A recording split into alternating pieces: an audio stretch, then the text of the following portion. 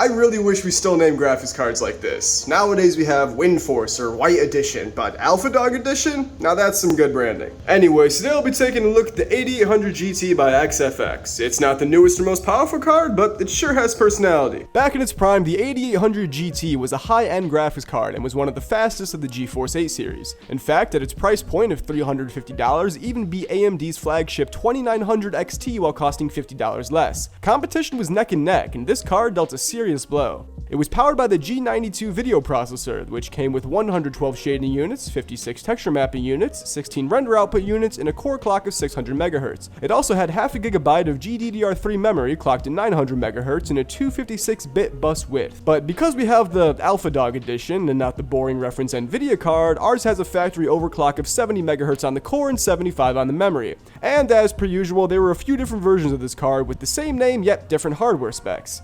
Point is, some versions had 256 or 1GB of VRAM, the 256MB one was considerably worse, and the 1GB version was marginally better in higher resolutions. However, this Alpha Dog card isn't actually the best 8800 GT, at least in terms of clock speeds. The Asus 8800 GT top has all around higher frequencies, and I can't let that happen, so we're going to be overclocking the crap out of this thing. But I don't know exactly how abused it was beforehand, as I did buy it used, so I'm going to clean it out. Taking it apart was fairly easy, just some screws on the back, whole heatsink pops off, detach the fan cable, and there's the G92. It wasn't actually that dusty considering that it came out in 2007, but it still deserved a cleanse. After replacing the paste, I screwed it all back together and threw it in my PC. Speaking of which, the test system we'll be using has an i3-4130, 16GB of RAM, and Windows 7 running on a SSD. After running DDU, updating drivers, and restarting the computer, everything seemed to be going well, so I tried playing some games. So I started off at factory settings to get a baseline performance figure, and in GTA with the lowest settings in 1080p, it wasn't bad. It got an average of 31 FPS, which isn't amazing, but considering its age, I was surprised. But it could be better, so after messing around in Afterburner, the maximum stable overclock I achieved was 720 MHz on the core and 1116 MHz on the memory. This means our clock speeds were about 20% higher than the reference model. This doesn't necessarily translate into a direct performance increase, but it's an aggressive overclock to daily drive. It also raised the average frame rate to 37 FPS, and I ran the rest of the tests with these settings. The next game I played was CSGO, which ran really well. I couldn't get the overlay working for the life of me, but I don't think it even matters. Performance was nothing short of great, and I destroyed these bots. I did notice some frame rate drops here and there, which could impact the experience, but it's not enough to be a deal breaker. Also, this was in 1080p, albeit with low settings, but in 2007 that was not a common resolution to play games at. Honestly, I'm not sure if a reference version would even have done so well, so I'll chalk this one up to the card's Alpha Dog title. The most modern game I played on this card was Insurgency. In 1080p with the low settings, it got an average frame rate of 118 FPS, which is a lot by anyone's standards. It was nothing short of flawless actually. There was no stuttering, dips in frame rate, or anything that suggested the card was already 7 years old by the time this game came out. There was honestly an excess of performance, and it has plenty of room to increase the settings. But don't worry, it's not all great. Next up was Portal 2, which in 1080p with the highest possible settings got an average frame rate of 52 FPS.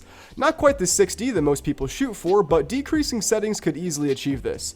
Like Insurgency, Portal 2 came out years after this card did, so to see it still achieve 52 FPS while maxed out is still plenty impressive. Unfortunately, that's where the flawless benchmarks end. In Left 4 Dead 2, with medium settings in 1080p, there was a noticeable amount of stuttering and freezing.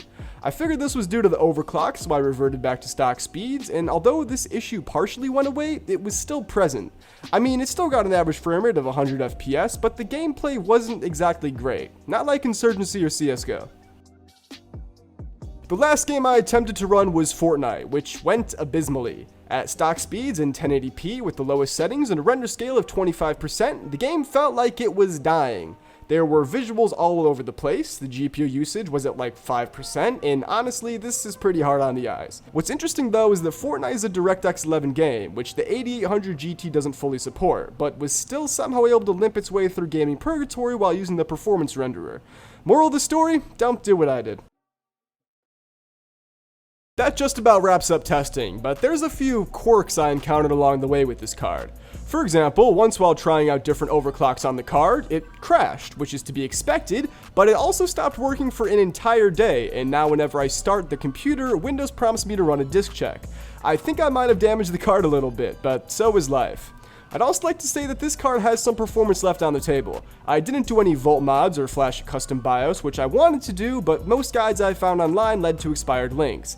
Not that it matters though, because its lack of support for DirectX 11 is what really solidifies it as a piece of history, and not a good budget GPU for low-end gaming.